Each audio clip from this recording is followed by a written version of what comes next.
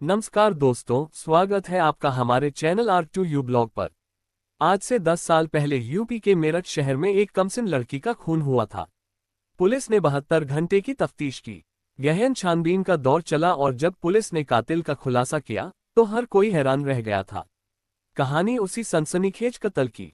अपराध की दुनिया में ऐसे मामलों की भी कमी नहीं होती जो इंसानी रिश्तों के ताने बाने में उलझे होते हैं। कहीं रिश्तों में धोखा होता है तो कहीं रिश्तों का खून कर दिया जाता है। कई बार इस तरह के मामले इतने पेचीदा होते हैं कि पुलिस को भी उन्हें सुलझाने के लिए कड़ी मशक्कत करनी पड़ती है। ऐसा ही एक मामला आज से 10 साल पहले यूपी के मेरठ से सामने आया था, जहां एक कमसिन लड़की का खून हुआ था और जब पुलिस ने कातिल का खुलासा किया था तो हर कोई हैरान रह गया था। आज कहानी उसी सनसनीखेज कत्ल की। 11 जनवरी 2013, मेरठ, उत्तर प्रदेश। सर्दियों का मौसम था। दोपहर के तकरीबन 12 बज रहे थे। मेरठ के नौचंदी पुलिस थाने में रोज की तरह काम चल रहा था। कुछ फरियाद अपनी फरियाद लेकर थाने में मौजूद थे। कुछ लोगों से पुलिस वाले बात कर रहे थे। थाने का मुंशी अपनी लिखा पढ़ी में मसरूफ था। तभी थाने के फोन की घंटी बज उठती है। चंद सेकंड फोन घंघनाता है और तभी लपक कर एक सिपाही फोन उठाता है। दूसरी तरफ से किसी महिला की आवाज आती है। वो थाने के सिपाही को अपना परिचय देने के बाद बताती है कि अस्पताल में एक लड़की को संदिग्ध अवस्था में मृत लाया गया है। आप आकर छानबीन कर सकते हैं। लाश मोर्चरी में है। ये सुनते ही सिपाही फोन रखता है और थाना प्रभारी को दौड़कर इस बात की जानकारी देता है। इसके बाद बिना देर किए पुलिस की टीम अस्पताल की तरफ रवाना हो जाती है। महज 15 से 20 मिनट में पुलिस अस्पताल पहुंचती है। पहले पुलिस अस्पताल की इमरजेंसी में जाती है, जहां से पुलिस थाने में कॉल की गई थी। फिर पुलिस की टीम मोर्चरी पहुंचती है, जहां पुलिस के सामने थे एक लड़की की लाश, जिसकी उम्र करीब 23 साल थी। लड़की का नाम प्रीति था। वो मेरठ के शास्त्री नगर की रहने वाली थी।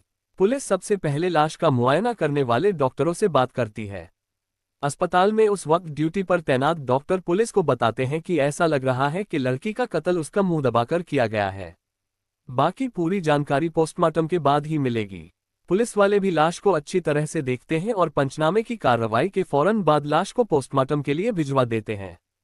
इसके बाद पुलिस लड़की के बारे में और जानकारी जुटाती है। छानबीन शुरू करते ही पुलिस को पता चलता है कि उसकी लाश उसी के घर के बाथरूम में मिली थी। उसका सिर एक पानी से भरे प्लास्टिक टब में डूबा हुआ था। ये जानकारी मिलने के बाद पुलिस की टीम 23 साल की प्रीति के घर पहुंचती है। वहां मीडिया वाले भी पुलिस के पीछे पीछे आ जाते हैं। वहां पुलिस को पता चलता है कि प्रीति M.Com की छात्रा थी, साथ ही वो यूपीएससी की तैयारी भी कर रही थी। इसके बाद पुलिस पता करती है कि लाश को सबसे पहले किसने देखा था, तो पता चलता है कि लाश सबसे पहले प्रीति की बहन नेहा ने देखी थी। इसके बाद उसने प्रीति के दोस्त शाकिब को फोन किया था। तब तक घर में केवल प्रीति की मां और बहन नेहा मौजूद थी। शाकिब फोन पर नेहा की कॉल आने के बाद उनके घर पहुंचा था। फिर उन लोगों ने लाश को अस्पताल पहुंचाया था। पुलिस को शास्त्री नगर में मौजूद उनके घर में पिता भीम सिंह मिलते हैं। भीम सिंह ओएनजीसी में इंजीनियर थे। उनकी तैनाती उस वक्त अहमदाबाद में थी, लेकिन वो छुट्टी पर अपने घर आए हुए थे। मृतका प्रीति उनकी छोटी बेटी थी, जबकि बड़ी बेटा नेहा शादीशुदा थी, मगर वो भी उस वक्त वहां मौजूद थी। भीम सिंह उस दिन पुलिस की मौजूदगी में मीडिया को बयान देते हुए बताते हैं कि बाथरूम के हालात देखकर ऐसा लग रहा था कि उनकी बेटी अपने कमरे के बाथरूम में किसी हादसे का शिकार हो गई है। वो पुलिस को भी अपना यही बयान दर्ज कराते हैं। इस दौरान पुलिस प्रीति के कमरे ही नहीं बल्कि उनके पूरे घर की छानबीन करती है। बाथरूम से सुराग और सबूत जुटाने की कवायद की जाती है। फोरेंसिक टीम के लोगों की मदद भी ली जाती है, मगर वहां से पुलिस को न तो कोई सुराग मिलता और न ही सबूत। बस पुलिस के पास होता है वो प्लास्टिक का टब जिसमें प्रीति का सिर डूबा हुआ था। कुल मिलाकर पुलिस को पता चलता है कि घटना के वक्त 3 और ठीक उसके बाद घर में 4 लोग मौजूद थे। प्रीति के पिता भीम सिंह, मां शशिबाला, बहन नेहा और चौथा शाकिब यानी प्रीति का दोस्त। छानबीन और पूछताछ में पुलिस को ये भी पता चलता है कि प्रीति का दोस्त शाकिब पहले कभी प्रीति की बहन नेहा का दोस्त हुआ करता था, लेकिन नेहा की शादी हो जाने के बाद उसकी दोस्ती प्रीति से हो गई थी। शाकिब का उनके घर आना जाना भी था। इस दौरान पुलिस देखती है कि प्रीति की मां शशिबाला और बहन नेहा का रो रो कर बुरा हाल है। पुलिस जब उनसे पूछताछ करती है तो वे पुलिस के सामने ऐसा खुलासा करते हैं कि पुलिस हैरान रह जाती है। शशिबाला पुलिस को बताती है कि उनकी बेटी का कातिल कोई और नहीं बल्कि उसका बाप है। शशिबाला पुलिस को बताती है कि भीम सिंह को कभी बेटी नहीं चाहिए थी। उसे केवल बेटे की चाहत थी। वो बेटियों का नापसंद करता था। इल्जाम था कि वो पहले भी बेटियों को मारने की कोशिश कर चुका था। नेहा भी अपनी मां के बयान से सहमति जताती है। नेहा भी पुलिस को ऐसा ही बयान देती है। वो कहती है कि उसके पिता भीम सिंह ने ही उसकी बहन का कत्ल किया है। मौत से पहले उसने प्रीति के चीखने की आवाजें भी सुनी थी। तभी वो उसके कमरे में गई थी, जहां सारा सामान बिखरा हुआ था। प्रीति बाथरूम में गिरी पड़ी था, उसका सिर प्लास्टिक के टब में था। अब पुलिस शाकिब से पूछताछ करती है। शाकिब पुलिस को बताता है कि वारदात के वक्त वो वहां मौजूद नहीं था। नेहा ने उसे कॉल करके वहां बुलाया था। वो पुलिस को बताता है कि प्रीति की मौत कोई हादसा नहीं बल्कि कत्ल है, जिसे उसके पिता भीम सिंह ने ही अंजाम दिया है। पुलिस घर में मौजूद कई रिश्तेदारों से भी बात करती है और उस वक्त हैरान रह जाती है जब सभी भीम सिंह पर ही हत्या का शक जताते हैं। अब मृतका का पिता भीम सिंह पुलिस के रडार पर आ जाता है। पुलिस उस पर फोकस करती है। 24 घंटे से ज्यादा का वक्त बीत जाता है। इसी दौरान पुलिस को प्रीति की पोस्टमार्टम रिपोर्ट भी मिल जाती है। रिपोर्ट के मुताबिक दम घुट जाना प्रीति की मौत का कारण होता है, यानी उसकी मौत दम घुटने से हुई थी। जैसा कि अस्पताल के डॉक्टर भी पुलिस को पहले ही बता चुके थे कि उसका कत्ल मुंह दबाकर किया गया था।